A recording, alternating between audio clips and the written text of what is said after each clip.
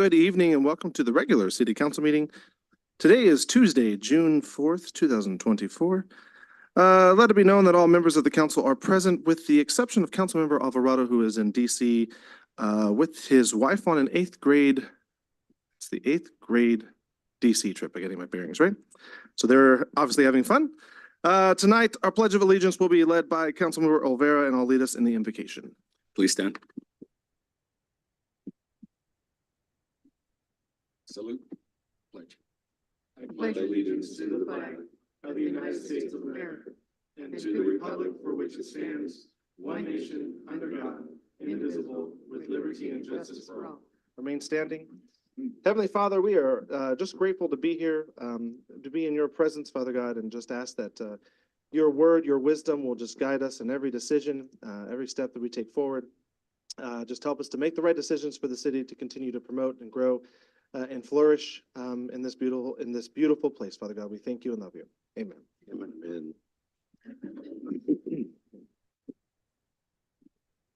Okay, we're going to move into the approval of the agenda. Any modifications, sir? No changes, Mayor. Real quick, without Councilmember Alvarado here, there are 2 items on our closed session docket. I want to ask general consensus of the council if you want to keep those on or if you want to have those removed, as well as you, sir. I don't know if you have any generic updates for those. You want to keep those on? Okay, we're going to go ahead and keep those on then. With that being said, I need a motion to approve the agenda. I'll move to approve. I'll second. Okay, I have a motion by Councilmember Olvera, a second by Councilmember Espinoza. Roll call vote, please. Councilmember Espinoza, Yes. Olvera, Yes. Prout, Yes. and Givens. Yes, very good. We are moving into our public comment time. Public comment is for any person wishing to speak on any item on the agenda or included within the subject matter jurisdiction of the City Council. Speakers are invited to speak from the podium and address the City Council. Speakers are limited to 5 minutes unless additional time is needed for translation. We do ask that you state your name and address for the record. And at this time, public comment time is open.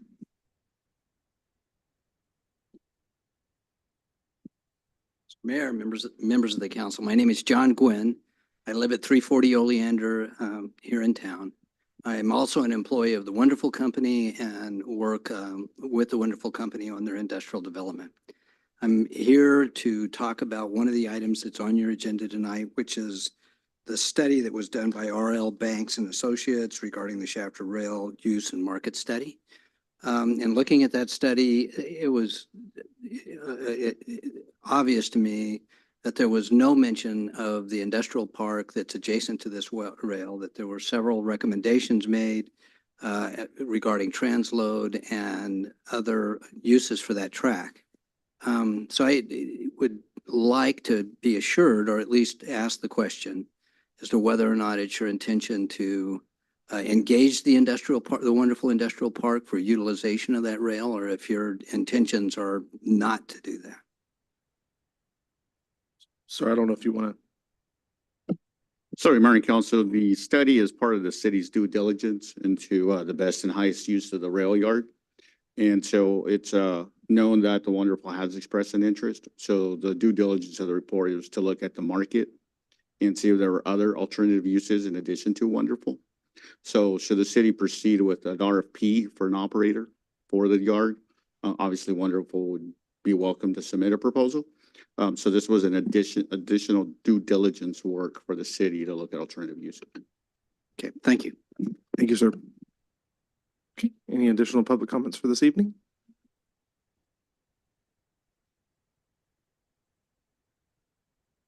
Honorable Mayor and City Council members.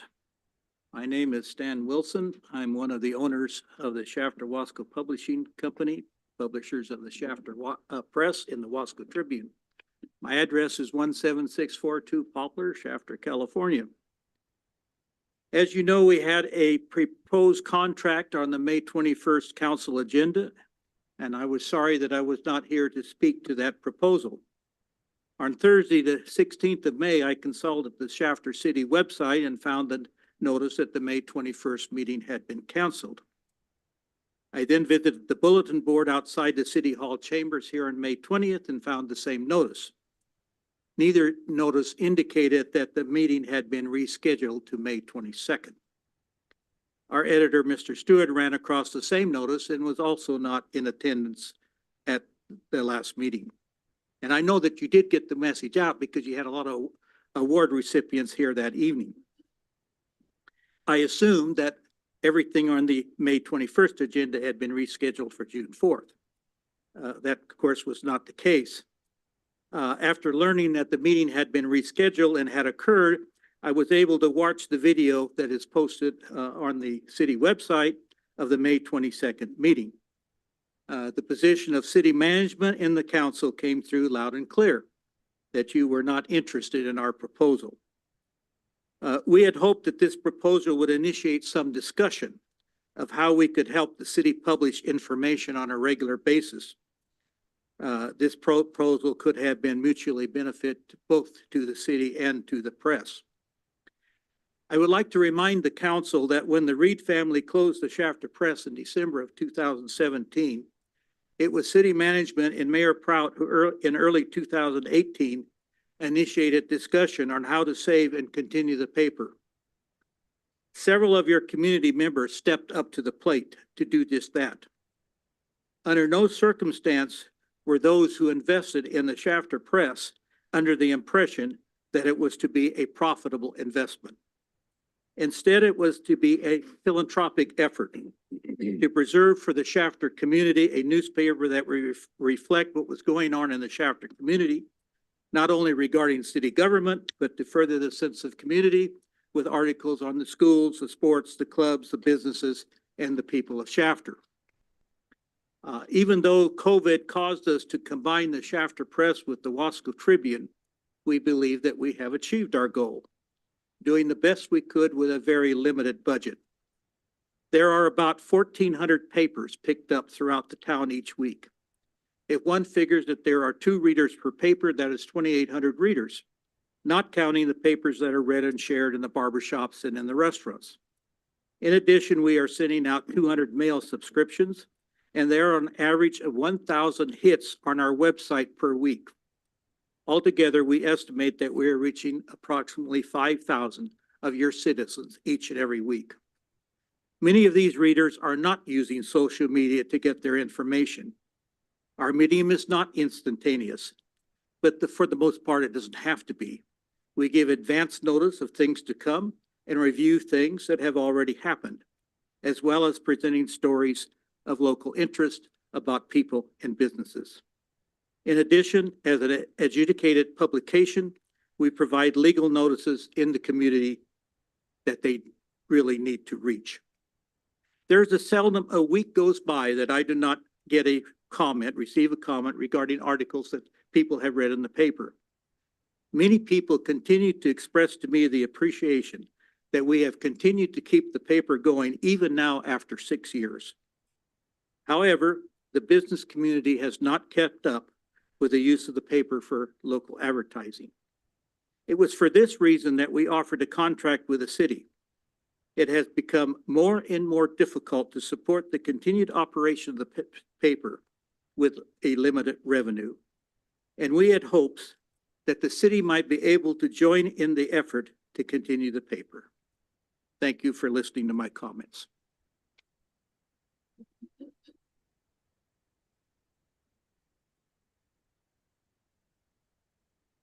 Nancy Wilson, residing at 17642 Poplar Avenue, Shafter.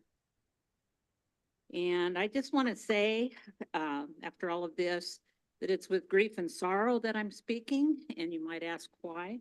I see such a lack of caring and sensitivity from our city council for the whole generation, as well as those who choose not to use social media. And yes, I am on social media, but many of our local population, especially over the age of 65, is not. So how are you serving your community when all you use is social media? Thank you. Thank you.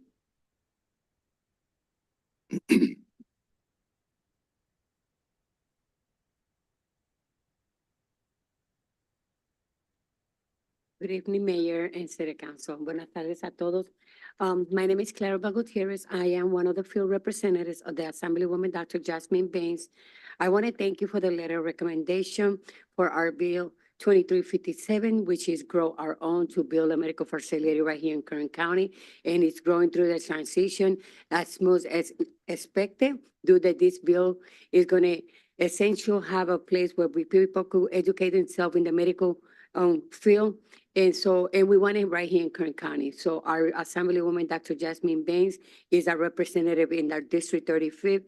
So without the help of the community from our district, especially today that I am in chapter with you guys' help, we wouldn't be as far as we are today. So we want to thank you for your letter of support to the Assemblywoman. It's a privilege to work with folks that are seeking the best for all residents, especially in our district, but not just chapter, all as a whole. And also in another matter, we are doing a book drive to try to help one of our libraries in Bakersfield, the Holloway Gonzalez Library. And the Assemblywoman is doing a book drive, and there's 3 different locations.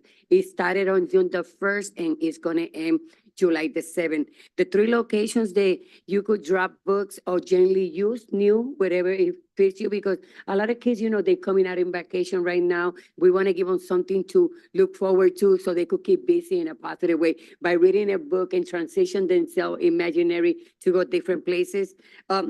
And so I do have a flyer. If I cut away my time, I do apologize ahead of time. So the 3 locations is 506 is Brundage Lane in Bakersfield. The second location is Kern Literacy, 331 18th Street, Bakersfield. And your office, my office, on 1430 Truxton Avenue, Suite 803. Thank you, Mayor and City Council. Thank you.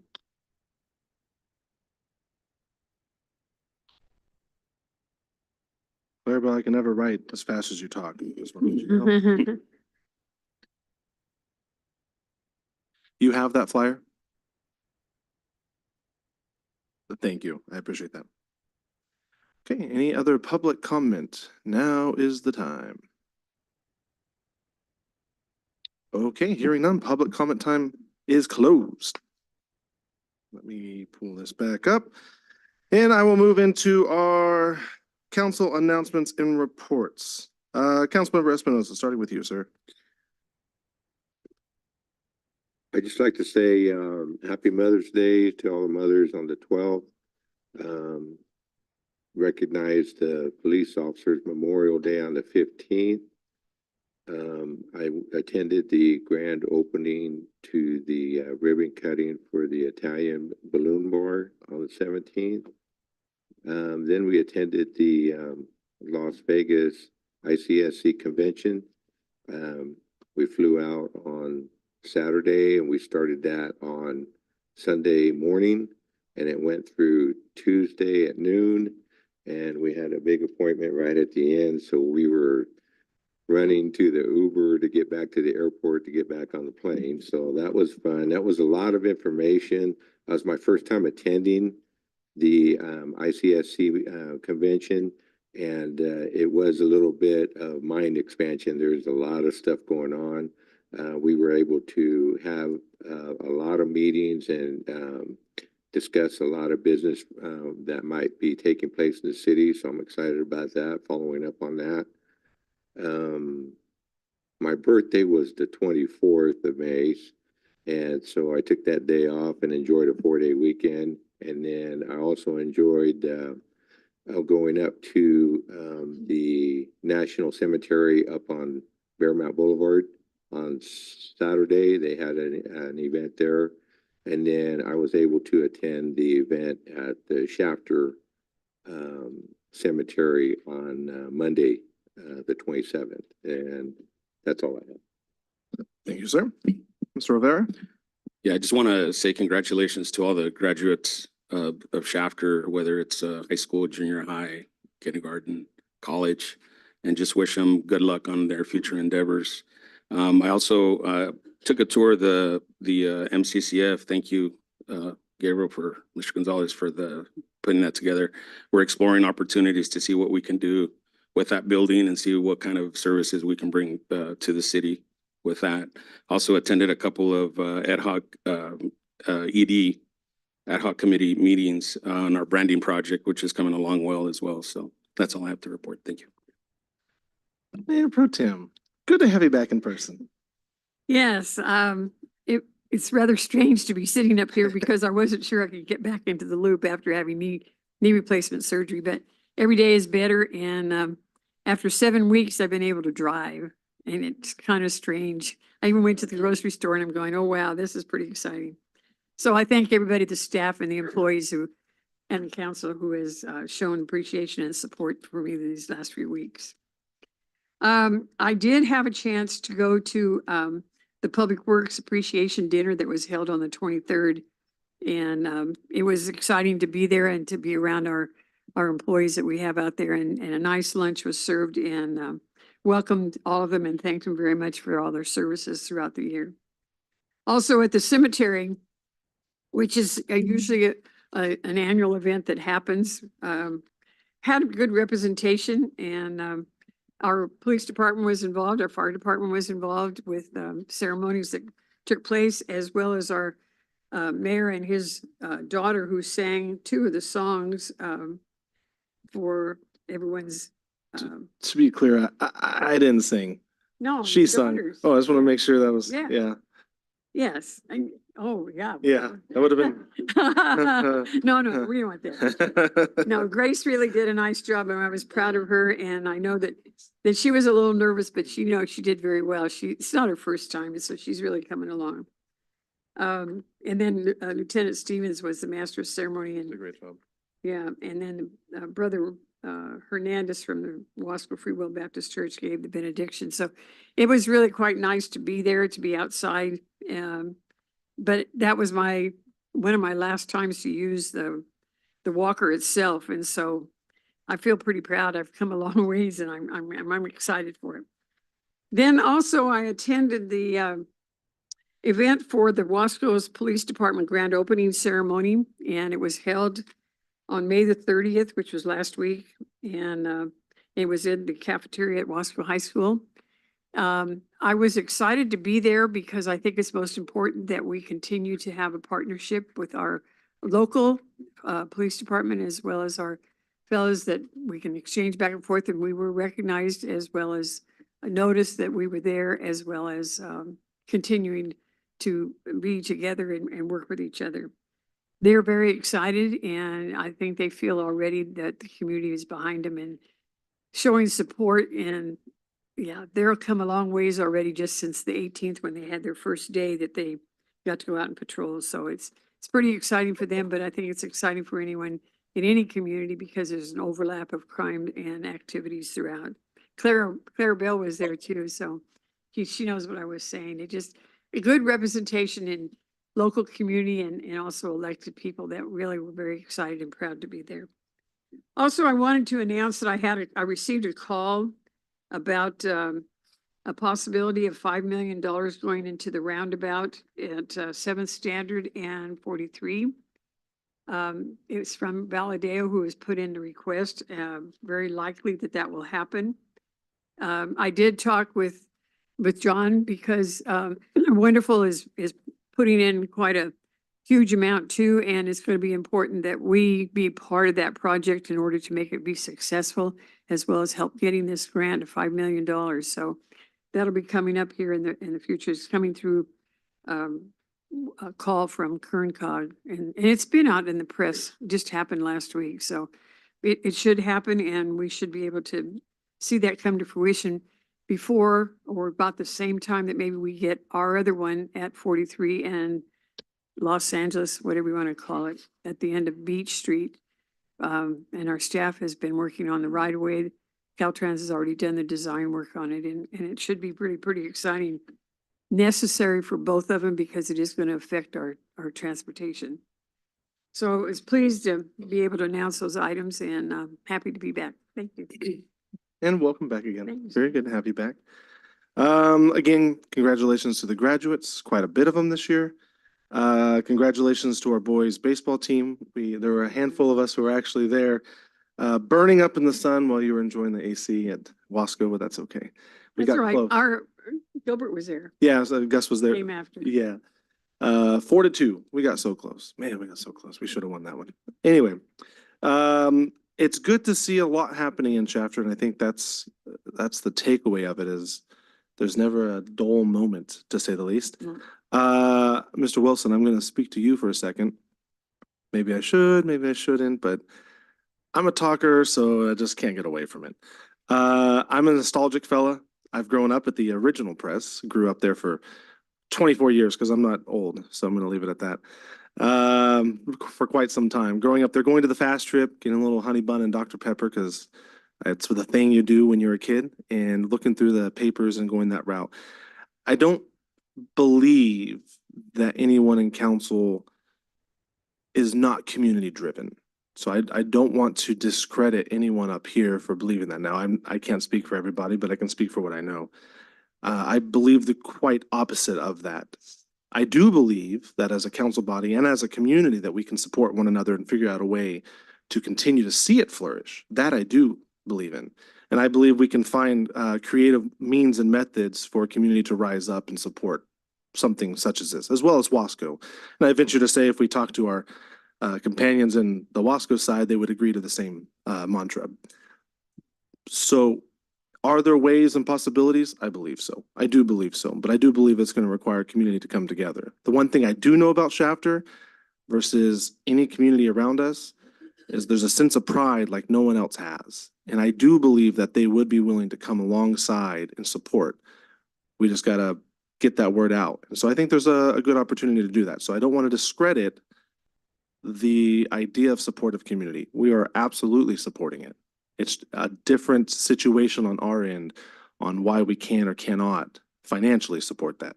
So I don't want to discredit that in what was said. And I hope I'm not speaking out of turn, council. They'll yell at me later if I do. But I do believe wholeheartedly that there is a community around us that would be willing to support and continue to lift up the press. Because I do believe in the right to freedom of speech and having a free press and having the ability to speak one's mind. Right, wrong, or indifferent. I may not like what everyone says, but it's their opportunity to do so. So I would venture to say that there's a way to do it. And I think we can talk about that afterwards. You, sir, are one of the biggest community supporters that I know. And probably one of the last people I know who knows more about this community than anybody else. And I don't want to see that lost. There's an art in how you tell the stories. There's an art in how you portray Shafter and the who we were, who we are, and who we're going to be. And I don't want to lose that art. That is a true art. Storytelling is an art, and I don't want to lose the ability to have that. So we'll figure that out. We will work with you to figure out a way to continue telling that story. Okay. Off my soapbox for a minute. We are going to move on to our consent calendar. Tonight on the consent calendar, we have 8 items. I will read through these briefly and then go from there. Item number 1 is to approve our general checks. Item number 2, approving the overtime report. Item number 3 is to approve minutes. Item number 4, approving the special event permit. It is called the Hens Roost Farmers Market. That is the downtown Shafter Square every Saturday beginning June 15th through August 31st, 2024. We're excited for that. Item number 5 is to accept the treasurer's report for April of 2024. Item number 6 is to adopt resolution 2968, calling and giving notice of the holding of a general municipal election to be held on Tuesday, November 5th, 2024. Sorry, I apologize. There are 3 resolutions. Let me read those. Item number 6 also includes resolution 2969, which is requesting the Board of Supervisors of the County of Kern to consolidate a general municipal election held on November 5th. And lastly, adopting resolution 2970, which is the adopting of the regulations for candidates for elective office pertaining to candidate statements submitted to the voters at an election for Tuesday, November 5th. Item 7 is to accept bids received for repairs and upgrades at the Police Department pistol range not to exceed $50,000 for SL Payne Construction Incorporated. And lastly, item number 8 is to adopt resolution 2971, adopting a list of projects for fiscal year 2024 to 2025 funded by Senate Bill number 1. Comment, questions, or concerns? Otherwise, I'm looking for a motion and approval, please. I move we approve the consent calendar. I'll second. I have a motion by Mayor Pro Tem Proud, a second by Councilmember Espinoza. Roll call vote, please. Councilmember Espinoza, Yes. Olvera, Yes. Prout, Yes. and Givens. Yes. All right, very good. We are moving into our public hearing. We have one item on the docket for our public hearing. That is to introduce for first reading by title only and waive reading of ordinance number 754, approving specific plan amendment number 23-09, which is the Mission Lakes specific plan. Sir. Certainly, Mayor and Council, I'm going to hand this off to our planning manager, Steve Usselman, who will make the presentation. It's coming from a recommendation from the Planning Commission related to the specific plan out there on 7 Standard Corridor. So, Steve. Yeah, Honorable Mayor and Council, this is a specific plan amendment 23-09 within the Mission Lake specific plan area, which is, as you can see, it's the highlighted area in this map. It is west of Marcona Preserve, which is west of the existing Gossamer Grove specific plan area off of 7th Standard Road.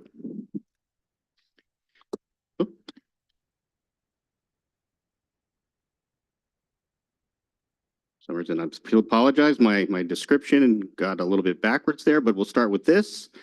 So the specific plan area allows for the development of, currently allows for the development of 5,334 dwelling units on 1,357 gross areas. That is currently the approved plan. And Lennar Homes of California has requested a specific plan amendment to amend the specific plan to allow for a maximum of 1,989 dwelling units within planning area 2A, 5, 6, 7A, 8, and 9. These units could be transferred between these specific planning areas. It also is a request to allow for a maximum of 613 dwelling units to be allowed within planning areas 2B, 2C, and 7B. Again, these units would be able to be transferred between these 3 planning areas. It would also request to allow a minimum of 1 2-acre park within planning area 2 rather than 2 1-acre pocket parks within that same planning area. To allow 2 minimum 1-acre pocket parks in planning area 5 where currently there were no parks. To allow a minimum of 2.0 acre park in planning area 7 that rather than a minimum of 2 1-acre pocket parks, and to require a minimum 1 lake open space and recreation and stormwater detention basins on 44.1 acres within the center of the specific plan area, and that these boundaries of the public park may encroach in planning area 5 and 6, but not the boundaries of planning area 12 and 13. These planning areas, of course, are in your packet in Exhibit A, which includes all of the potential revisions to the specific plan. Additionally, they would like to revise the minimum lot widths for a minimum 4,000 square foot lot in planning areas 1 through 9 to 45 feet from 50 feet for interior lots, 50 feet from 55 feet for corner and reverse corner lots, and 30 feet from 35 feet for cul-de-sac lots. Essentially, they're asking to mirror these same lot width reductions for also 7,200 square foot, 6,000 and 5,000 square foot lots within the specific plan area. And they would also like to make revisions to the to various sections of the design requirements for the specific plan area. These sections being architectural diversity, detached single family, building mass form and scale, rear building elevations, plotting concepts, garages, doors and windows, sections of Chapter 5. Staff has determined that the revisions to the specific plan are consistent with the existing specific plan, in that the amendment is consistent as it changes. The changes do not result in an increase in the maximum number of dwelling units that have already been approved. They do not reduce park opportunities, and in fact, they increase park opportunities within the specific plan area, and they do not change the wall, street, and landscape requirements within the specific plan. Staff has also determined that for CEQA, or the California Environmental Quality Act, the amendment was previously analyzed under previous CEQA documentation because the scope and intensity of the original specific plan that was analyzed in the program environmental impact report for the 2005 general plan and an addendum To that program, environmental impact report for the development agreement for the specific plan area have already analyzed the environmental effects of developing the specific plan. And with that, staff recommends that you conduct hearing and then introduce for first reading by title only and waive reading of ordinance number 754, which is an ordinance approving specific plan amendment number 23-09 or the Mission Lake specific plan. And with that, I'm here to entertain any questions you may have. Okay, at that, this is a public hearing and we are going to go ahead and wait for the train to pass for a quick second. It's a Shafter thing. At this time, we're going to go ahead and open up the public hearing for any public comments.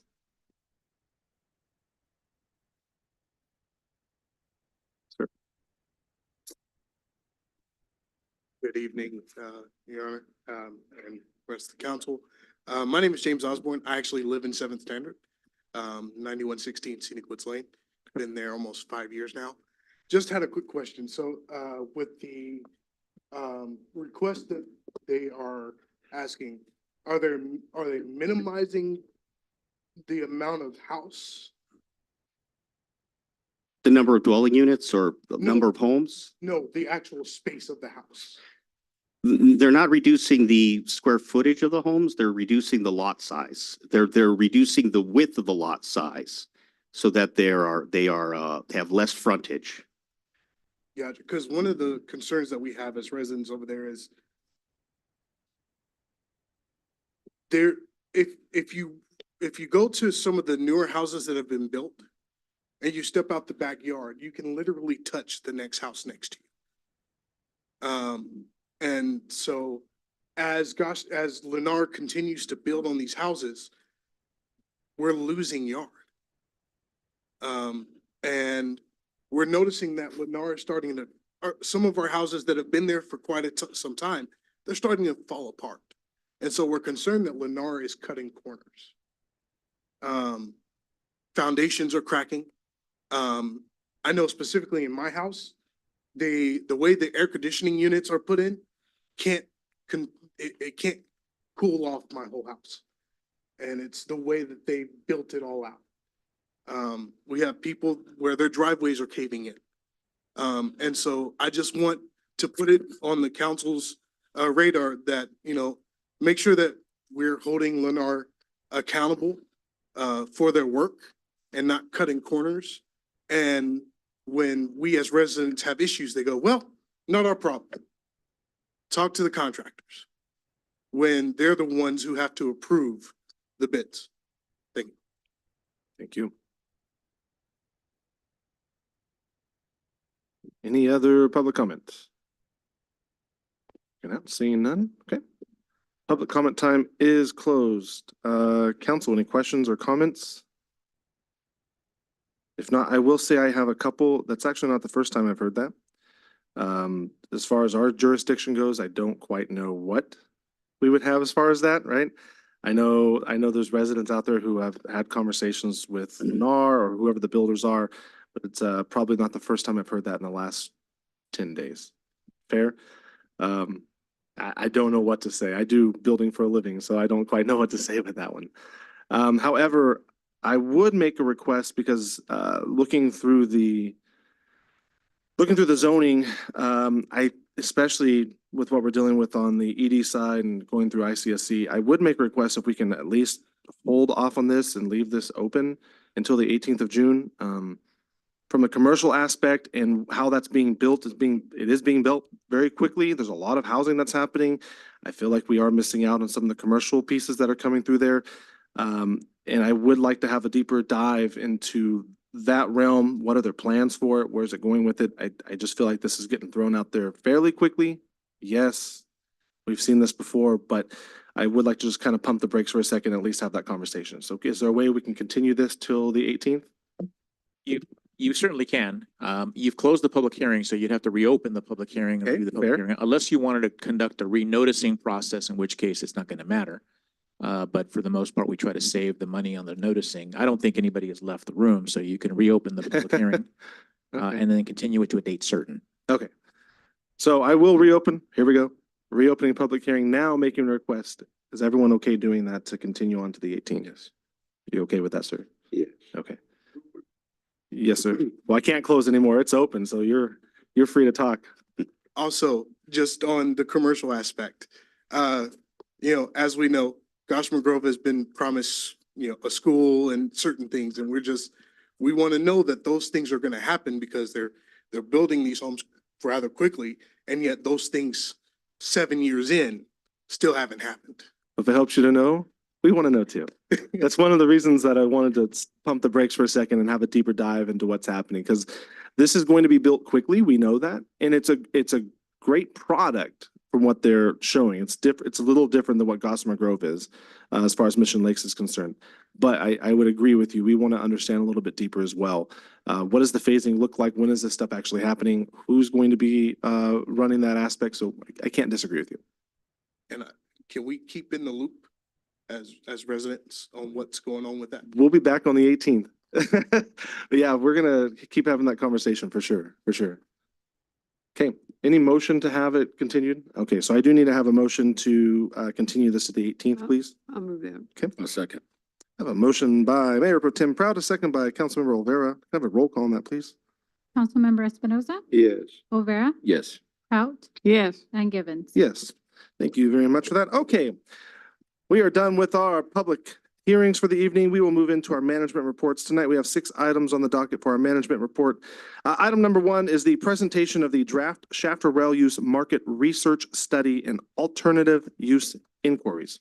Sorry, Mayor and Council, as you heard me speak to John Goyen in response to his question, city commissioned a market research study to be conducted by our outside consultants, RL Banks and Associates. In this case, we have both consultants, Charlie Banks and Charlie Cunningham, who will make the presentation. This is an informational item only, Council. There's no action associated with it. Of course, you can engage the consultants with any questions you may have. But again, to reiterate for the record, this is an informational item only. So Charlie Banks, Charlie Cunningham, whichever one of you is leading off, you're on. Okay. Good evening to the mayor and city council. My name is Charlie Cunningham. I work for RL Banks and Associates, joined by Charlie Banks, the president of our company. We were commissioned to put together a market research study to look at the demand for a transload operation at the railroad tracks that the city owns. So we put a short presentation together. I believe you guys have a copy of the draft report. We'll touch on it on a high level here, and please feel free to interrupt me with any questions that you have as I'm going through this. So brief overview of the presentation this evening. We'll touch on the market research study that was developed to try to quantify the potential demand for a new transload operation using Shafter's railroad tracks. In addition, we looked at 3 alternative use cases, that being the use by BNSF Railway, the major railway that runs adjacent to the city's railroad tracks, by one of the existing transload operators that are already established in the Shafter Bakersfield area, or as a rail car storage and or rail car cleaning facility. So we'll touch on each of those here in the next few slides. So starting with the market research study, we initially worked with the Kern County Economic Development Corporation to get a list of the employers in the county. We whittled that down to the prospects that we thought were most likely to use a rail transload facility, and that got us to 140 potential rail users. And we began reaching out to them. The summary of our results is in the table, if you can see it. We received positive responses from only 4 prospects. Those 4 prospects were primarily interested in the cost and the speed of a transload service. Those were the 2 variables that they wanted to understand more in order to switch from their existing logistics situations.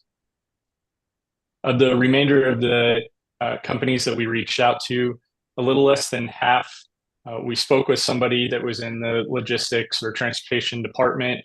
They were not interested in a new transload operation, with many of them citing the use of one of two existing transload operators in the Shafter Bakersfield area, those being Asbury Transportation, which is located in Bakersfield and has access to two large railroads, BNSF Railway, which is the same railway that runs adjacent to the city's railroad tracks, and Union Pacific Railroad.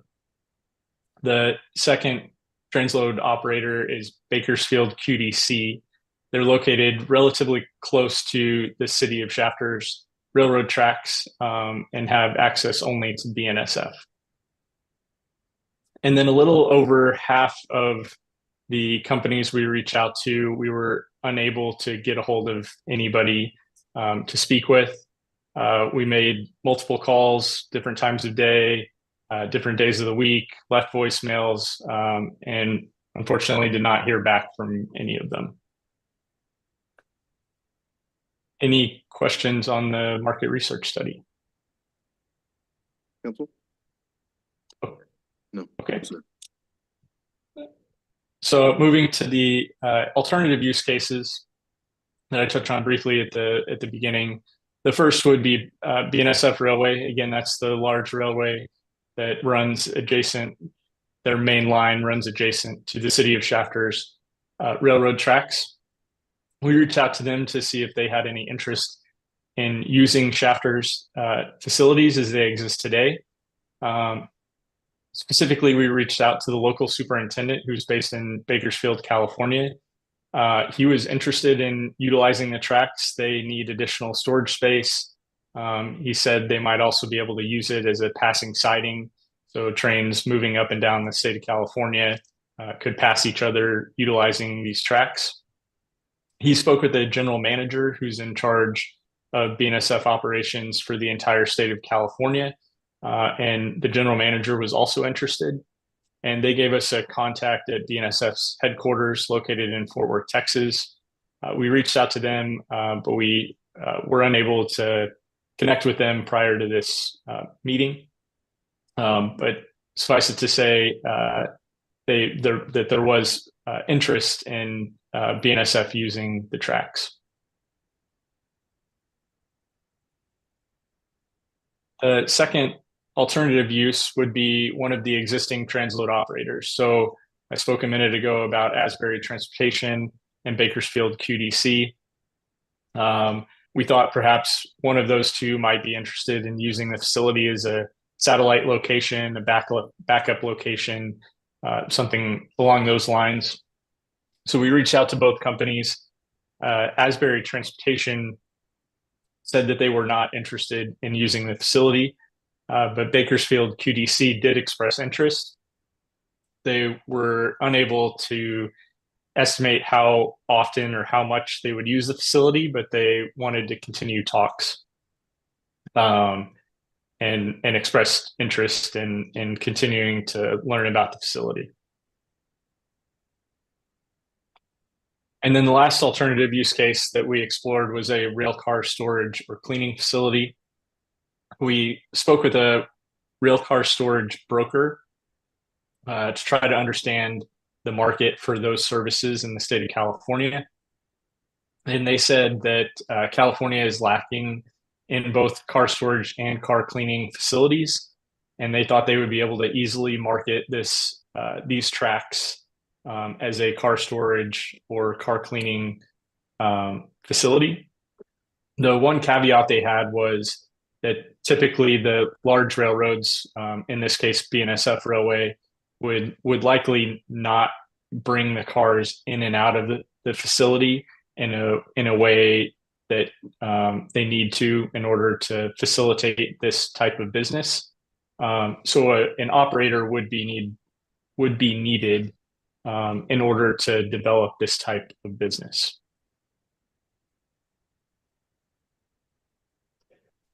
So last slide here, just talking about next steps. We came up with 4 scenarios. Excuse me. The first scenario would be to stick with a new transload operation using the city's rail tracks, to post an RFP and request people to send in proposals for that use based on the market research study. Second scenario would be an RFP request for proposal specifically for one of those 3 alternative use cases that we spoke about, as a siding or passing track, using it for rail car storage or rail car cleaning, or as a satellite facility to an existing transload operator. Scenario 3 would be kind of an amalgamation of the first 2 scenarios. So it would be a very broad RFP that would hopefully solicit responses from anybody that we would have been trying to capture in scenarios 1 or 2. I think the downside with that scenario is that it might be so broad that it could be confusing. You might not get as many responses back. Might be difficult to kind of convey what you're looking for and be able to vet the proposals adequately. So the last scenario, scenario 4, would be a 2-step process. The first one, the first step in the process would be a request for information or qualifications. So here you would put out some information about the city's railroad tracks, their length, what the advantage, their location, the general area of Shafter and Bakersfield, and then solicit responses from proposers, to try to understand better who would be interested in the use of this facility. And once you understand that a little bit better, the second step in the process would be to come up with an RFP that's more tailored, based on those responses that you received in the first step. And that concludes the presentation. I'd be happy to answer any questions. Very good. Council, any questions? Sir? Nothing further on this item. As I said, it's informational item, and so nothing further. Okay. If no other questions, thank you very much, Charlie. Much appreciated. And I see you back there, Mr. Banks, as Thank well. you. Okay, thank you. Thank you, gentlemen. Thank you both. Have a good evening. Have a good one. Okay, moving on to item number 2, report of public benefit to the community at large for recommended expenditures. Sir? So Mayor and Council, our Community Engagement Manager, Rachel, will make the presentation, but this is a follow-up to a previous item in which Council took action when we presented a public benefit as part of putting the word out and try to enroll residents for the Code Red. And so I'll hand it off to Rachel. Rachel? Good evening, Honorable Mayor and members of the City Council. Back on April 16th, we presented to you approval and authorization that the community at large would receive a benefit from the expenditure of funds for raffle prizes in order to promote some city programs like Code Red and Invoice Cloud. During that discussion, there were a few questions that arose from council. One being that, do other cities do this? We did reach out to our communities, social media communities, engagement communities with other cities. I did receive 3 responses from 3 different cities, 3 different states. One city in Missouri, they do use promotional items to give out as an incentive for folks to sign up. We have done that in the past. Currently, we don't have enough promotional items because we're going through the branding process, so we haven't been purchasing stuff, but we have done that. So that's an option and a suggestion that was given from a city in Missouri. In Texas, they had a program that they were promoting to their city, And what they did was they went to a dollar store and bought cleaning supplies. So mini-sized cleaning supplies, gave them out to the community in order to sign up for this program that they were promoting to their community. And the third one is here in California, for Earth Day. In order to get the community to register their bikes, they were giving, U-locks. So if you registered your bike on, Earth Day, the city was giving you a U-lock. What's a U-lock? I looked it up. It's kind of like a, do you know? Oh, it's just a bike lock. Yeah. Yeah. like a lock. They're about Oh, 20 It's bucks long a and it piece. just locks. I thought it was like They a, go through the slope. yeah, okay, just a bike lock. So Got it. just a few ideas that we received back from other cities. Council also recommended back on the 16th for us to trial the raffle, which we did in 2 May events. The first event was the Dia El Niño that was on May the 3rd, I believe, or May the 2nd. And we decided to use the raffle at that event, being that the Cinco de Mayo event was a larger event and we were going to be engaging more people there. We had staff members at Dia El Niño, 2 from City Manager's Department, 3 from Finance, and we had a total of 48 signups.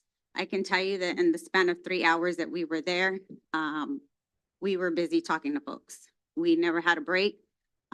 People were waiting in line to get a raffle ticket and listen to what it was that we were promoting. Saturday following that event, we had Cinco de Mayo. We did not offer an incentive. There was no raffle. And we had 1 sign up and Finance had 3, which wasn't a full sign up for their program. It was just the text option to pay. So that was the trial that we did for this proposal that we had presented to you back on the 16th. So we're coming to you again. I just want to reiterate that staff has evaluated and determined that the use of public funds is not a gift of public funds because the event will be open to the public and it's positively promoting our city. And there's a public benefit for residents to sign up for citywide programs. So with that, we are looking for an approval or provide an alternative direction to staff based on what we've presented to you today. Thank you very much. Okay. It seemed like it worked on the smaller events, so that's kind of nice to know. Council, questions or comments? Thoughts? Yeah, my Sam? thought is that, as I said before, is that I don't think we need to have a raffle and I don't think we need to give prizes or whatever out to get someone to sign up. I think the contact of educating them, we've done in the past with all other projects and people participate. And so I still would vote no, not to put money towards that. Any other comments from council? How many events will you do this throughout the year with? So we have 3 First Friday events coming up that we would like to do it, and then 3rd of July. And then our Christmas parade where they have the event over at the park. Maybe the Harvest Festival, just depending. I don't know if they're having one this year or not. But those would be the major events where we anticipate large crowds. Sounds like it works to me. I would be in favor of doing it. I think it was a good turnout, and I think it's a good way to do community engagement. So with that, all I'm asking for is if it's something council would like to do, I need a motion and a second, please, or an alternative. I'll make the motion to approve. Okay, one more question in case I missed it. There's no set number on the events that we're doing. We're just picking out random dates. So 3 First Fridays. So Uh-huh. we're looking at the events that we know that there's going to be a large group of people. So the 3 First Fridays, we know that from last year that there's large crowds. 3rd of July, so that'll be a 4th event. Harvest Festival, if there is one, and Christmas. So 6, a total of 6 events. And then does it have a budget or So originally, we did ask for 200. In purchasing the bikes, we were tight on that. So now we're asking not to exceed 500. That doesn't mean that each event, that's what we will spend. So for example, First Fridays, if council approves tonight, we would want to do something, being that the theme is related to celebrating dad, something that's going to attract something that they would want to win for dad. Not to exceed that amount. You know, I can comment. I think I've noticed at the street fairs before that we've had this spinning wheel and, you know, everybody liked to come up and it was exciting and it's just kind of a little trinket thing that you can give out. I don't see us having to spend $500 at each event or allowing $500 to go for each time. You know, I mean, that even doubled what we were gonna have before. I think it can be just as successful to spin the wheel. I mean, it's fun. I mean, throw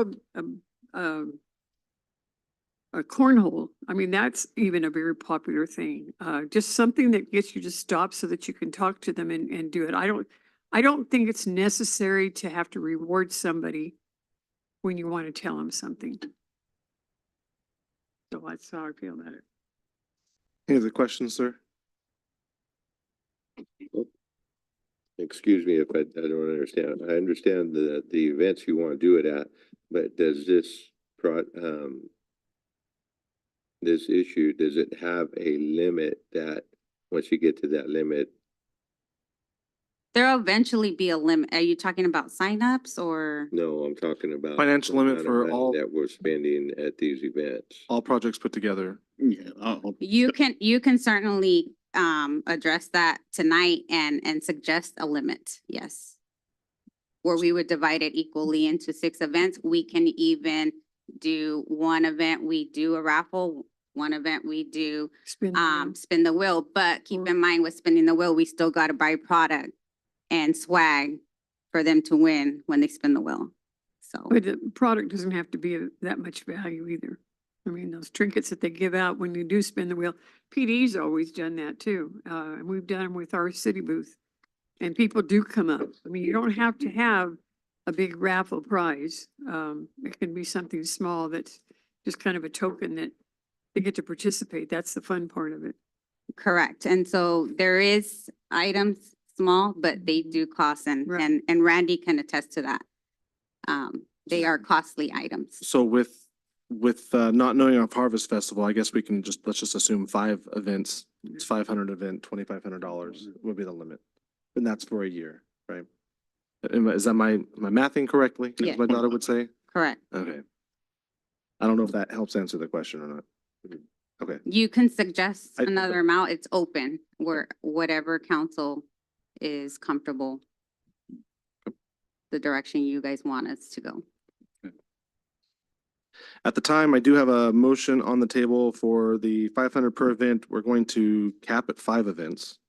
Right? We don't know what we don't know on the 6th, so the Harvest Festival. So we're going to cap at 5 events. I do have a motion on the table for the 5 events not to exceed 500 per event. Do I have a second? One more question. Is there a way to float a trial to try it? Another trial? I mean to try it for these 5 events and see how it goes and then bring it up again and see. So this would only be for this year's events is what we're proposing to increase our numbers for Code Red and Voice Cloud. So if I'm understanding correctly, are you asking for future? Yeah, So this would only be for the 5 events and hope that after the 5 events, the word gets out, people start signing up. And understand that as people are signing up, they're not gonna be able to sign up at the next event because they'll already be signed up. So once a person signs up, they're not gonna be able to enter the raffle for the incentive at another event. okay. Unless they're going in there and deleting and then adding themselves back in, but that's a lot of work. I'd like to make a comment if you're. Go ahead. So on, you know, the numbers that you presented at both different events, obviously it shows that it's proven to work. And I think if we understand the community that we live in, that's probably something that we're gonna have to entail and take on.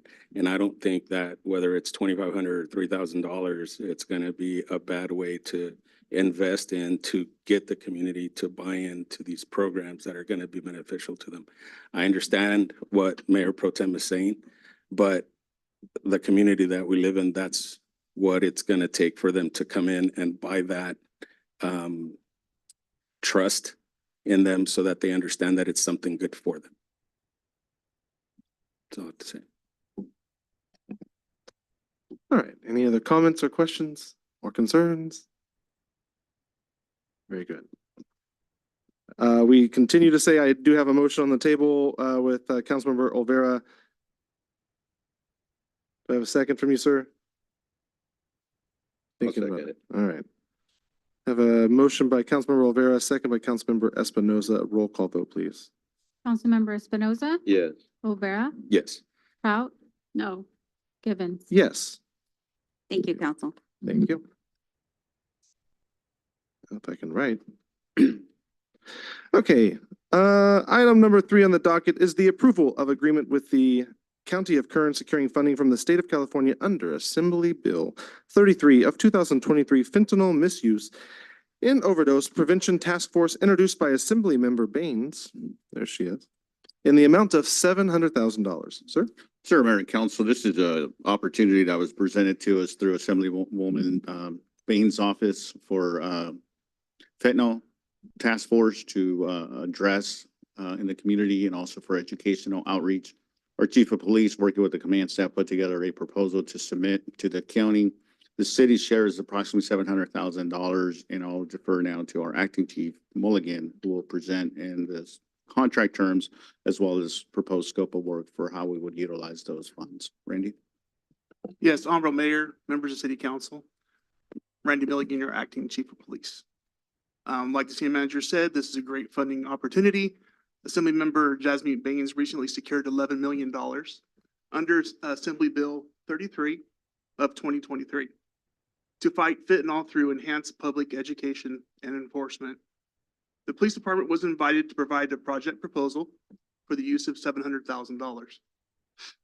The police department plans to implement community education and outreach events with current staff and recruit a limited term part-time community service officer that will be dedicated to community engagement and outreach events. These programs will be joined with proactive law enforcement approach for drug suppression and interdiction. The funds will cover operational expenses, specialized training programs for personnel, and secure state-of-the-art equipment for effecting drug detection and investigations. The department will be utilizing the funding until January of 2026. Our proposal was approved by Assemblymember Baines. With council approval, this is scheduled to go before County Council on June 18th for final approval. With that, I can entertain any questions from council. Very good. Questions, comments, or concerns, council? Ms. Clarabelle, anything you want to add to that? I mean, that is your assemblywoman, you know. Okay, just want to make sure you had anything to add. I see you back there. Council, all good? Okay, with that, I am entertaining a motion, please. I'll move to approve. I'll second. I have a motion by Councilmember Olvera, a second by Councilmember Espinoza. Roll call vote, please. Councilmember Espinoza, Yes. Olvera, Yes. Prout, Yes. and Givens. Yes. Thank you, sir. Thank you, ma'am. Tell Assemblywoman, thank you as well. All right, very good. Moving on to item number 4 is to award water meter installation project. This is phase 2 to Remedial Transportation Services, RTS Incorporated, in the amount of $1,310,596. Sir? So, Mayor and Council, as you know, the city has been working on the replacement of our water meters throughout the city. This is a state mandate compliance that the city has to meet by 2025. Phase 2 is what's being proposed, and our Deputy Public Works Director of Operations, Marco Torres, will make the presentation for that. Marcos. Good evening, Honorable Mayor and City Council members. As City Manager Gonzalez had mentioned, we've been very proactive for the past few years in being compliant with the 2025 mandate. Currently, approximately 80% of the water system has meters installed. So this project would install approximately 900 water meters to areas west side of Central Valley Highway. On May 3rd, staff publicly opened 2 bids. Bidder 1 was Remedial Transportation Services at a bid price of $1,310,596. The other bid was from Lyle's Utility Construction for $1,832,867. RTS submitted the lowest responsive bid. They have currently not performed any work for the city, but have crews capable of performing said work. Currently, our CIP project WA-17 has programmed $1.25 million for this project. Closing the budget gap of $250,000 can be accomplished by reallocating ARPA funds originally slated for our Well 21 project. It's important to note that our current water development impact fees can fully fund the Well 21 in lieu of ARPA funding. If approved by council tonight, Public Works will award the installation contract to RTS and develop the project schedule. Water customers impacted by this said installation will be notified in advance, as well as council will be updated on any updates. So the recommendations brought forward with this item are to accept the 2 bids, authorize the Public Works Director to award an installation contract to Remedial Transportation Services, otherwise known as RTS, and a budget authority of up to $1.5 million for this project in order to be complete, and a project budget reallocation of $250,000 from ARPA for this project. And with that, I'd be happy to answer any questions. Thank you very much, sir. Council, questions, comments, concerns? Marcos, where does this put us with the water meters? I mean, how much more do we have to go, or? This would make us complete in order to be compliant by the end of the year. Okay, so this will cover the city 100% and get us in compliance. Correct. Okay, thank you. Very good. Any other questions? All right, hearing none and entertaining a motion, please. I'll make a motion. I'll second. I have a motion by Councilmember Espinoza, second by Councilmember Olvera. Roll call vote, please. Councilmember Espinoza, Yes. Olvera, Yes. Kraut, Yes. and Givens. Yes. Thank you, sir, very much. By the way, there are 2 items under water theoretically, so that's why I was asking the question. Which leads us to item number 5, the discussion on the Shafter Aquatic Center building elevation profiles. And sir. So, Mayor and Council, as you know, at the May 22nd meeting, our Deputy Public Works Director of CIP, Alex Gonzalez, made a presentation of the proposed layout for the new aquatic facility. And as a follow-up to that, council requested proposed elevations of the building. And so this evening, our Public Works Director, Mike James, will share with you some conceptual elevations of the new proposed aquatic building. So with that, Mike. Yes, Honorable Mayor, members of the Shafter City Council, actually I'm going to have our contracted architectural firm, Ortiz Melby Architects, provide you with the renderings and the building exterior options to consider and discuss and provide some direction on. Following the presentation, unless there are any significant issues to address, staff will move forward in having Ortiz Melby prepare biddable construction plans. And then these construction plans, before we go out to bid, the bid process has to be approved by the council. So we'll agendize the bidding process at a later meeting. So with that, I'm going to hand things off to Ortiz Melby.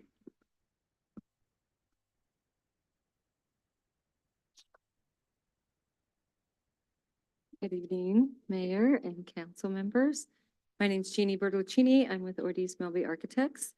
As Michael said, we are contracted to work on your new aquatic center. We were here a few years back and we were looking at a whole different building. And so now we've recontracted. This is a metal building, a prefab metal building.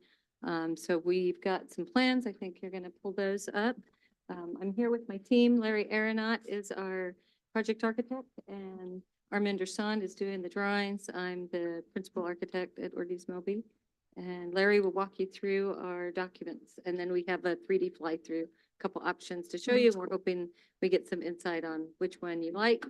and have some questions answered.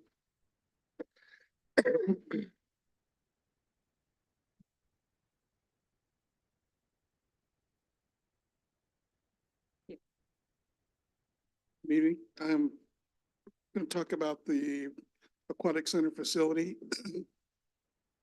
in terms of our proposed site plan and floor plan. And up right now is our site plan, and that's our floor plan.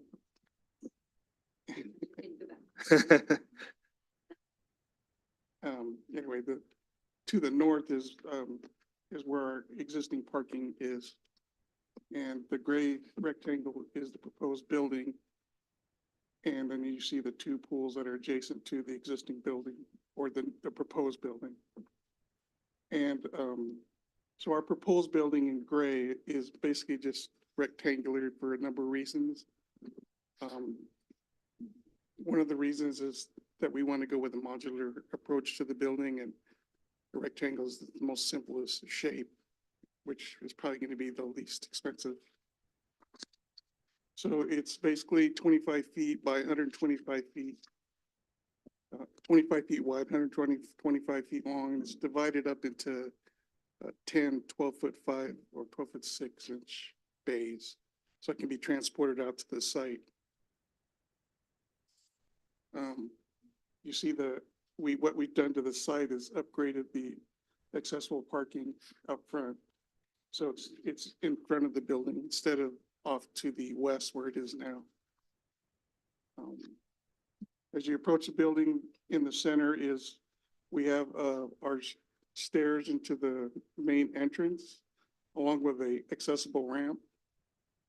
Off to the west and the east, on each side of the building, we have gates that provide access to the pool deck for the public for events. I think we can go to the floor plan.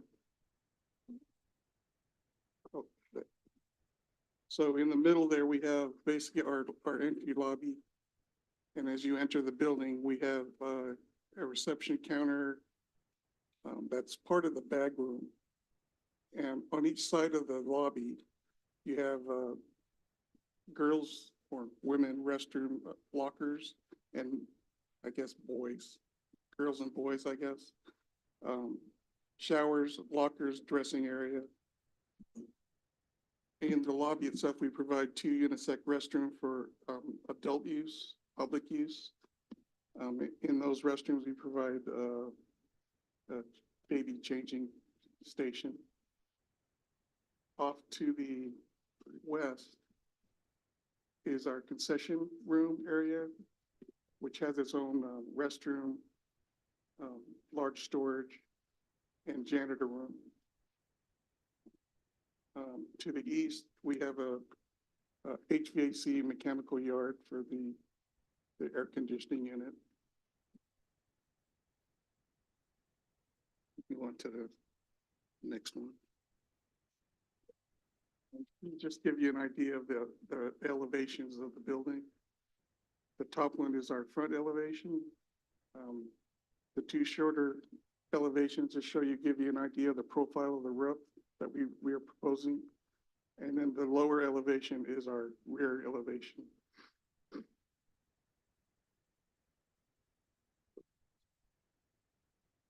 This sort of gives you an idea of the materials that we intend to use. We have 2 schemes that you'll see in the fly-through, but we wanted to show this just to give you an idea of what we're proposing to use. The roof is a metal standing seam roof.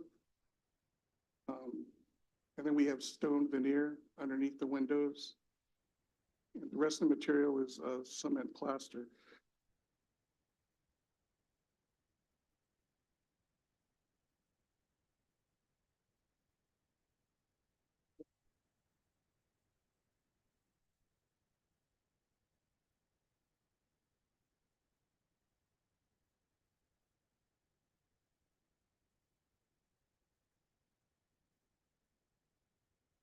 Good evening, everybody. So this is the fly-through for the elevation that we just previously saw with the green roof and the stone veneer. It's kind of dark, huh?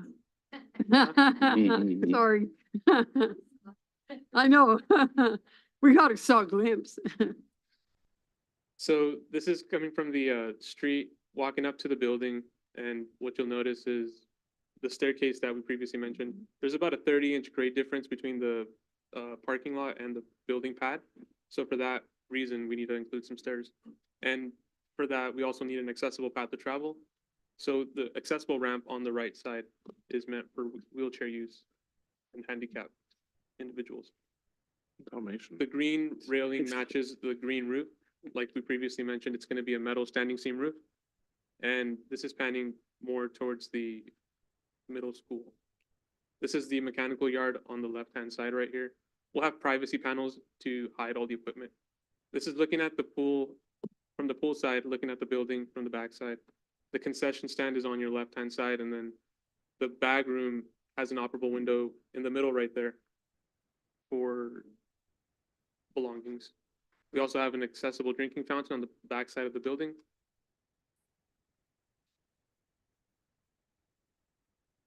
And this is just giving you a bit of a bird's eye view of what the building looks like. The building's gonna have about a 6'6" overhang, so people can stand underneath it and relax. To complement the stone veneer that's at the front, the rest of the building will have a tan painted wainscot. The windows you see are the windows that are gonna be in the restrooms. So this option takes inspiration from the traditional shafter colors, green and beige and white. It kind of matches the signs that we see around the town. And it pays homage to that. The second option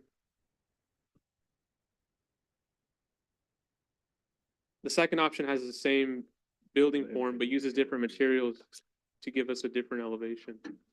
This one takes inspiration from the high school colors, blue and gold. I don't see the blue. So what we see is, once again, panning down from the bird's eye view down to an eye level and coming up to the building. In this option, rather than using a stone wainscot, we have a metal wainscot and metal siding on the wall that's furred out. To match the roof, we have a yellow railing on the accessible ramp. And this is sort of the entry you get when you come up to the building. This is something the existing building, if you may have noticed, lacks. So we have a white wainscot, a yellow band around the top of the wainscot, and a really navy blue metal siding on the third wall. Again, the privacy panels on the fence match the blue color. On the back side of the building, we have that same yellow band carrying out around, and this is kind of the view we get from the pool deck.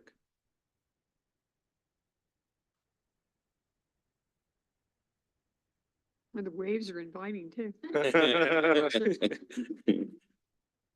Yeah, that's right. That's a concealed clip metal roof? I believe so, yeah. Well, I think we have preference for the colors. The maintenance building next to it, is that current state or is that what we're proposing to, that's a cinder block, is that what I'm seeing? Yeah, the existing building is, It almost had a look at the rock veneer, that's why I was kind of curious, did we just change that? Okay, the existing building on the side is staying as is. okay, yeah, just making sure, the first rendering looked like part of the veneer, so I was like, well, I don't know if it changed to that or what, okay. I'll add for you, on both schemes, the one with the stone in the front, the stone is only on the front. That's a budget element. The backside is, paint, just to kind of pick that up. And then the same with the metal. The metal's only on the front and the backside is painted wall. There's still room for bleachers. I mean, it didn't show bleachers in here, so. You've got the corner of it, they're existing, so we don't have bleachers in our contract. Yeah, Yeah, Pro Tem, we're adhering to the existing pool footprint, and the existing bleachers could accommodate could still fit within that footprint. The dimensions that Larry gave you for the new building, they match basically what the previous building was. So we didn't want to encroach any closer to the pool or your shade structures or your bleachers, so.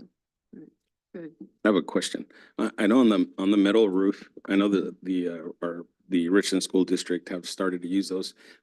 As far as like over time, fading, the color, rust, things of that nature, is there something like, is this like metal that's protected for, I don't know, 20 years or something like that from the elements?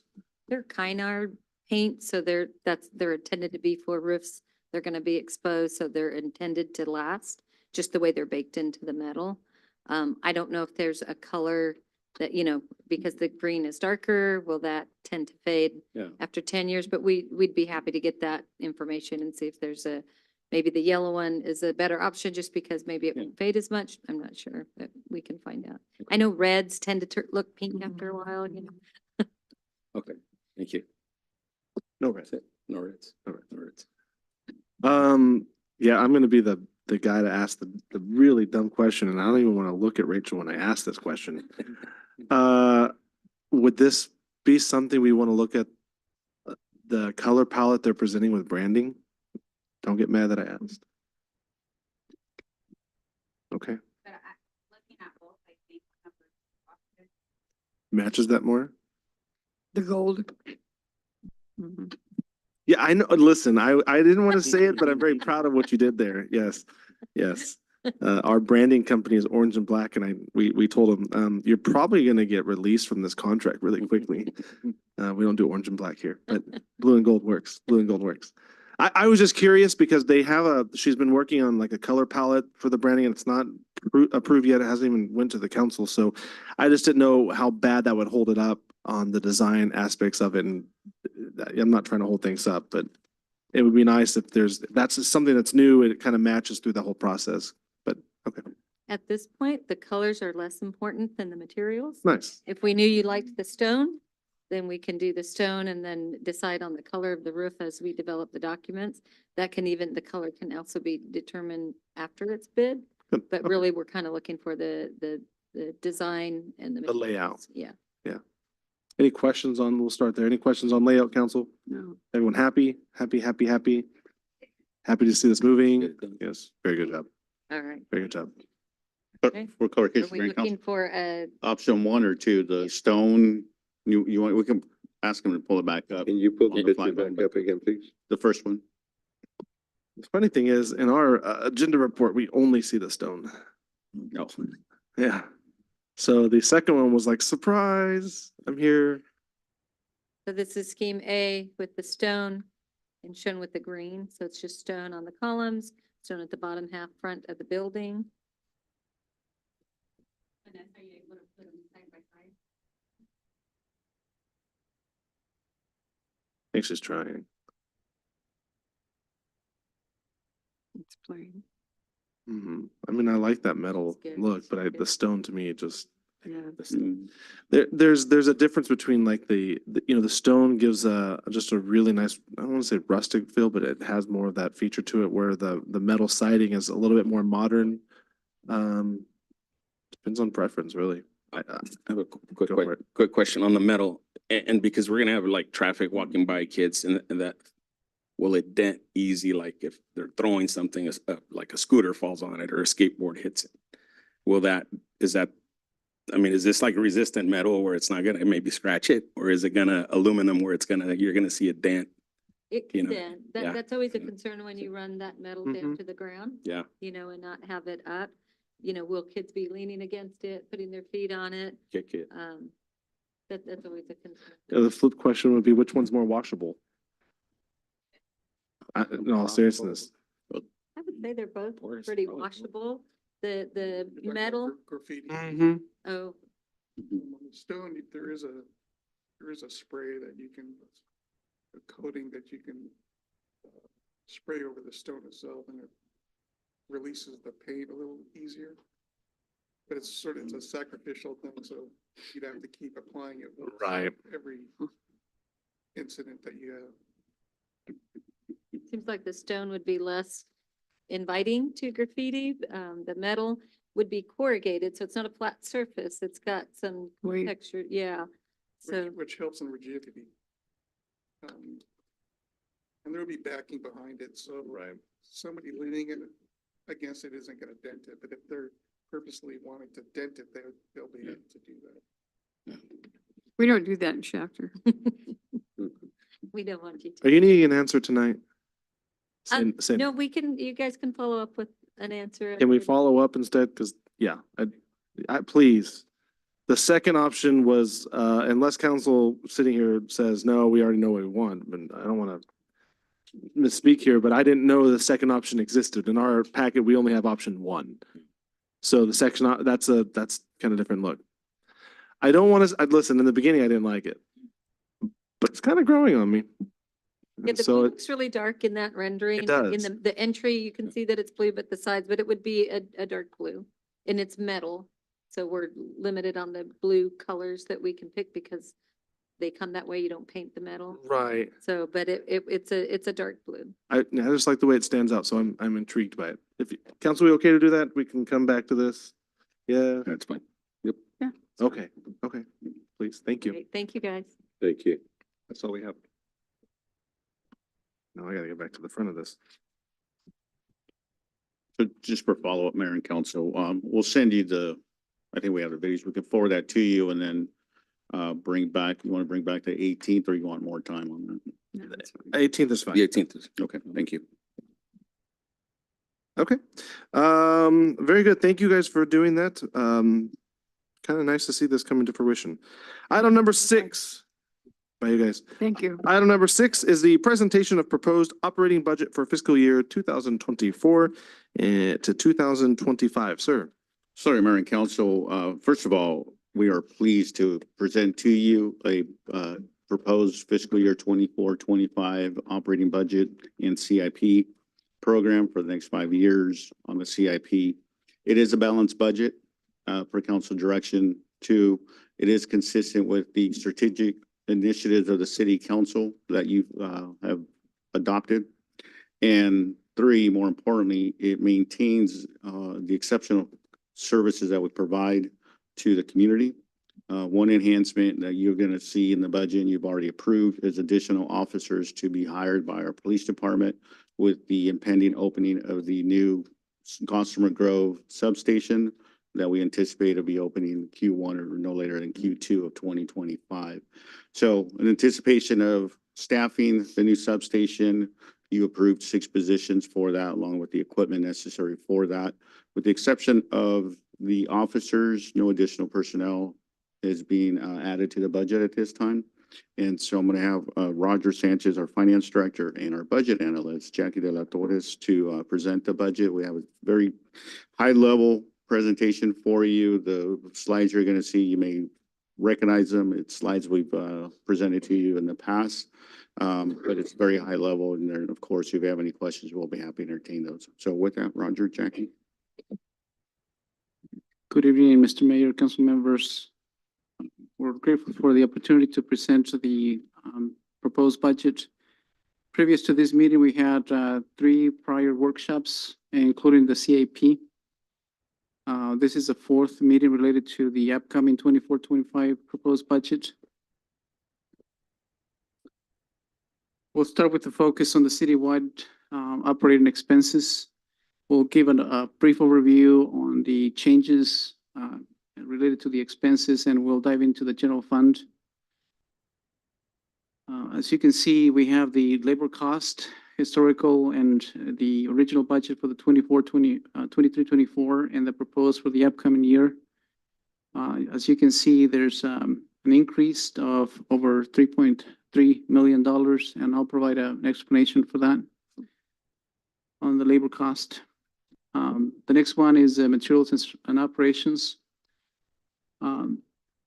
I will show you eventually the details on the M&O for the general fund is not as drastic as it is for the citywide. This is more related to the enterprise funds, and we'll have a different analysis workshop in the upcoming few weeks for the enterprise funds.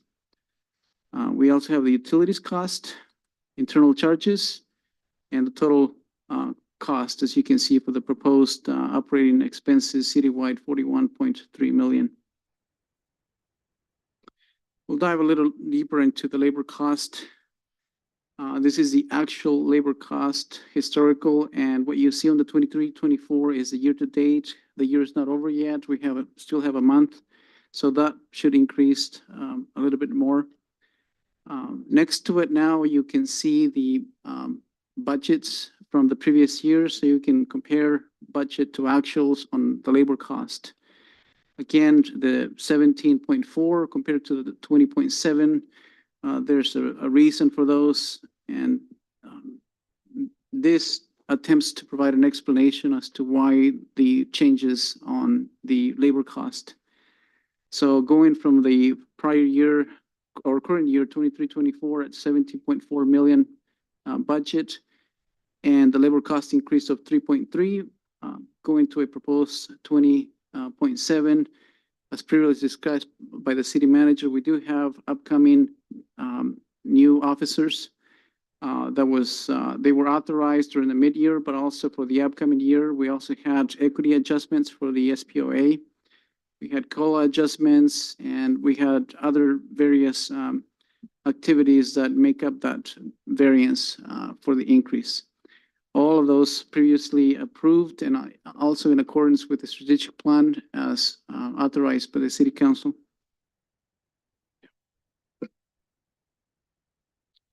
We'll focus more on the general fund now. This is the revenue sources for the city. We can see sales taxes followed by the property taxes. Those two are the biggest revenue sources for the general fund. We also have franchise fees, licenses and permits, and other revenues for a total of 40.7 million proposed for the upcoming year.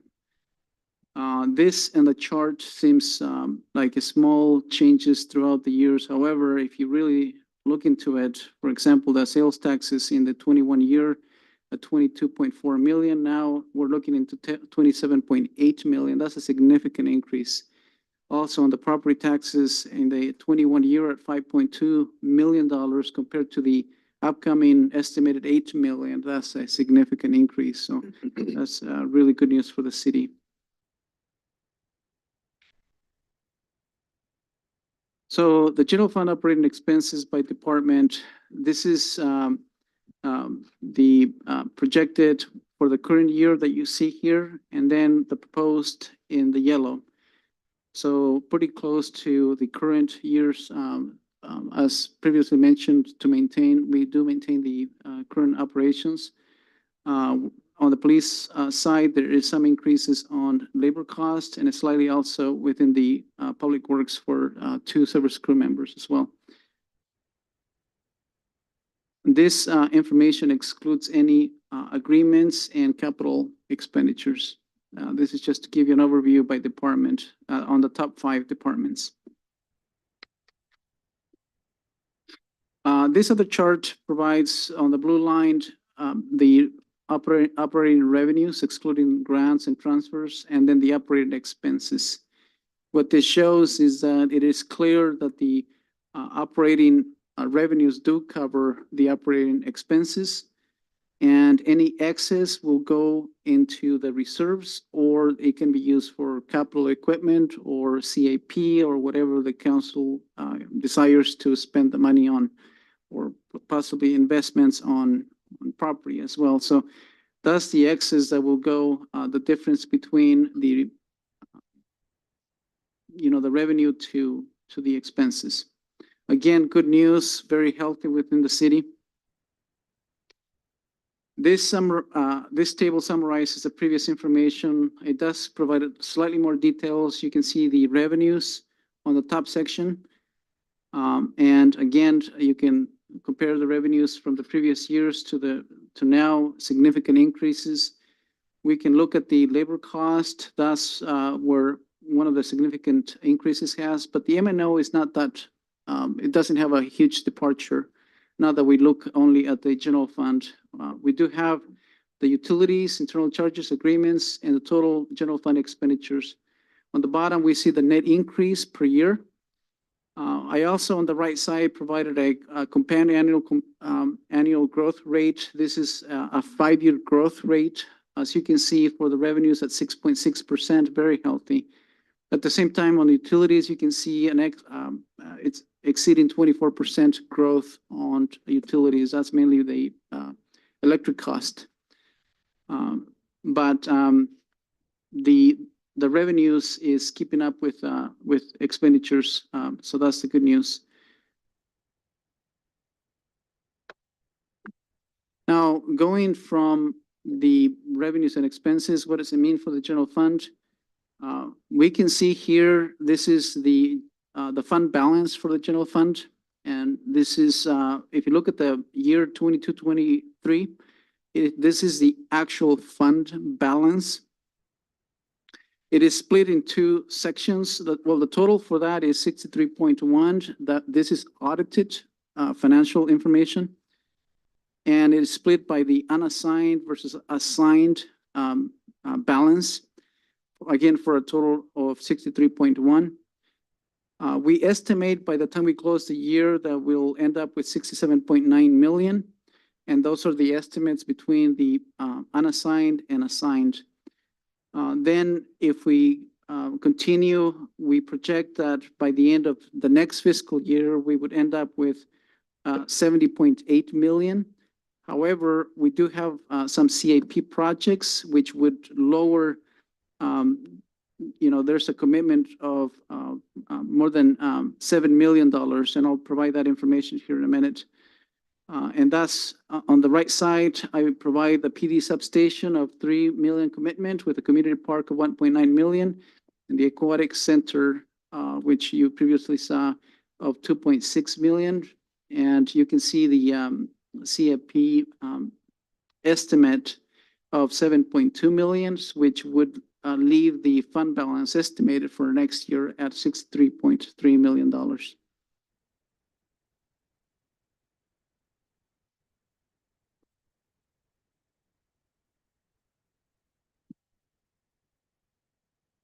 We do have a financial model here that looks into the long-term projections for the fund balance on the unassigned fund balance. As you can see, in the 25 years, it's in accordance with what I previously showed on the Real quick, unassigned balance. Yes. is there something supposed to be up there? Oh. My apologies. You're okay. Wanna My make sure. screen, my screen was showing it, but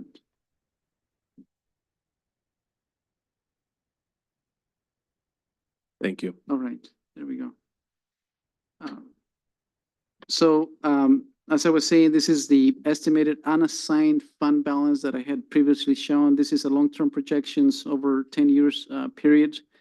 As you can see, based on our current estimates on the year 25, this is the same as I have previously shown.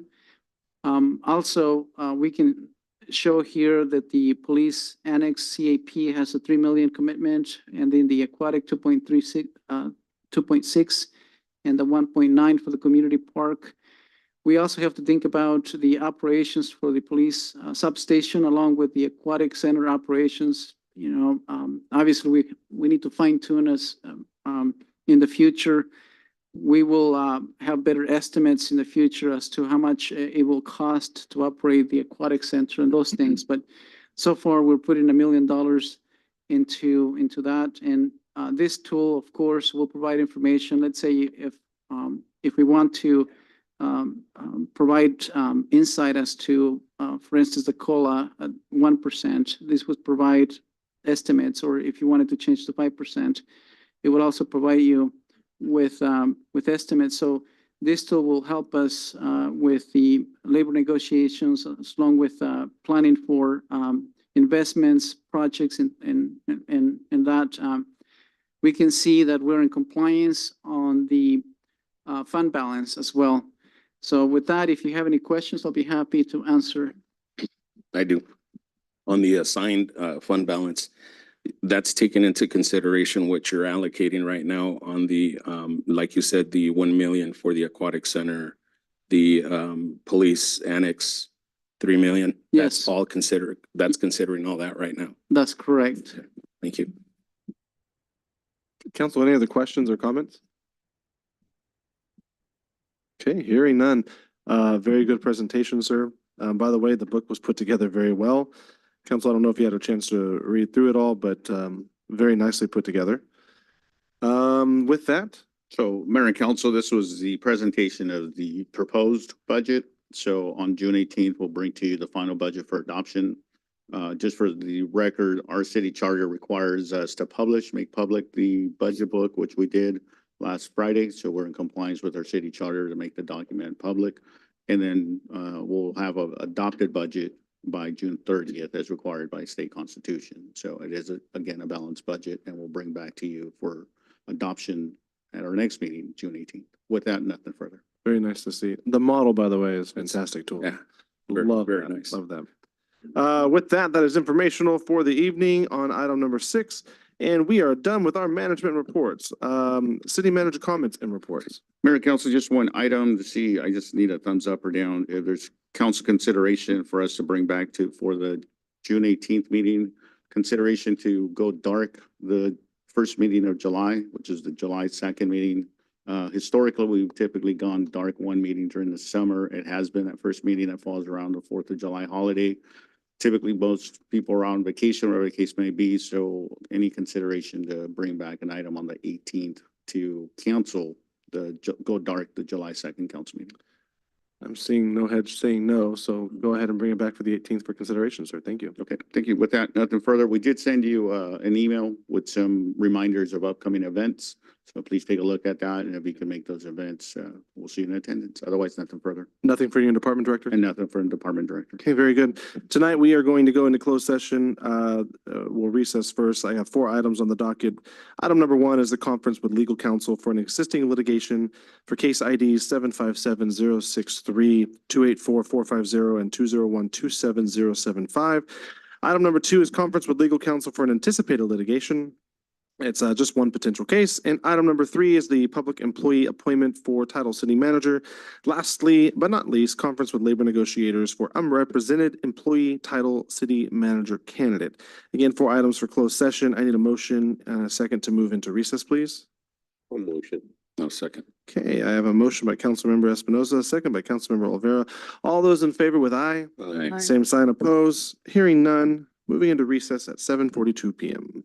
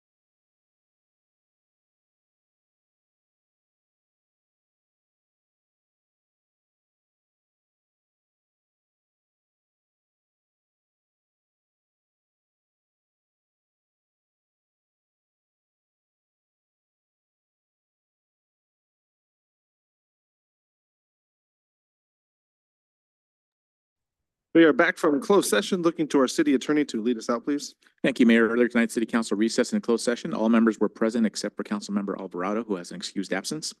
There were 4 items on the agenda. With respect to those items, the City Council was provided with updates on each of those items, and we have no reportable action. Okay, with that, there's nothing left on the docket for the evening. Looking for a motion and a second to adjourn, please. I'll make a motion. Okay, I have a motion by Councilmember Espinoza, second by Mayor Pro Tem Prout. All those in favor with aye. Aye. Aye. Same sign opposed. Hearing none. Dismissed. PM.